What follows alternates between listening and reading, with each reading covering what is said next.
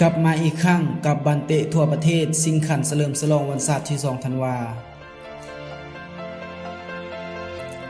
บันเตะสิงขันวันศาสตร์ที่2ธันวาหรือเอิ้นว่าบันเตะทั่วประเทศเพื่อเฉลิมฉลองวันศาสตร์ที่2ธันวา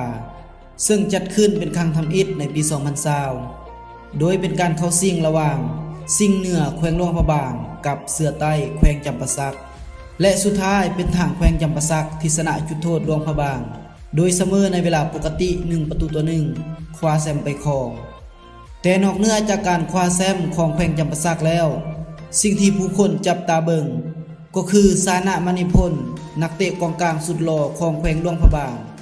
และทิพจันทร์คำใบอ่อนที่เป็นฮีโร่ของแขวงจำปาสักในปีนั้นซึ่งก็ได้เกิดดราม่าหลายๆเรื่องมาในปี2022ทางสหพันธ์บันเตะแห่งชาติลาวก็ได้จัดขึ้นอีกครั้งเป็นครั้งที่2เพื่อเฉลิมฉลองวันศาสตร์ที่2ธันวาคมรอบ47ปีและเป็นการกะเกียมทีมเพื่อที่จะแข่งขันมหกรรมกีฬาแห่งชาติ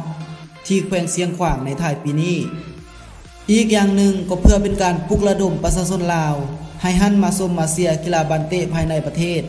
และเป็นการคัดเลือกเอานักกีฬาทีมชาติลาวที่จะเข้าร่วมการแข่งขันบันเตะชิงแชมป์แห่งชาติอาเซียนในเดือน12ฉะนั้นในตอนบ่ายของวันที่23กันยายนปี2022ที่ห้องประชุมสหพันธ์บันเตะแห่งชาติลาว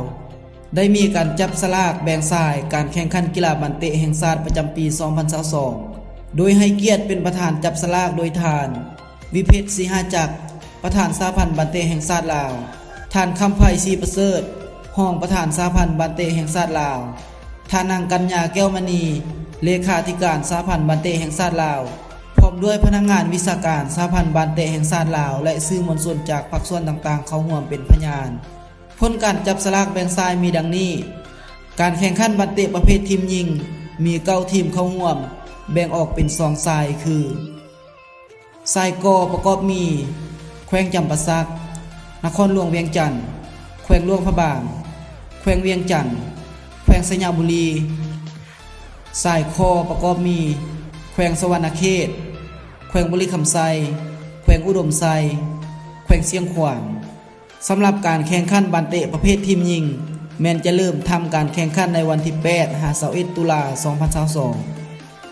ส่วนการแข่งขันบันเตะประเภททีมชายมี16ทีมเข้าร่วมแบ่งออกเป็น4สายคือสายกประกอบมีแขวงเสียงขวางแขวงบ่อแก้วแขวงเวียงจันทน์สายคอประกอบมีนครหลวงเวียงจันทน์แขวงหลวงน้ำทาแขวงเซกองแขวงคำมวนสายคอประกอบมีแขวงจำปาสักแขวงสวรรณเขตแขวงหลวงพระบาง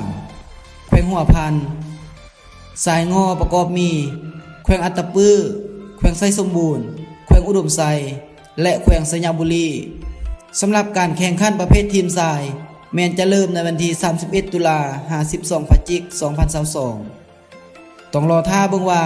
ในปีนี้จะเป็นแขวงใดที่จะได้เข้าชิงและคว้าแชมป์ไปครอง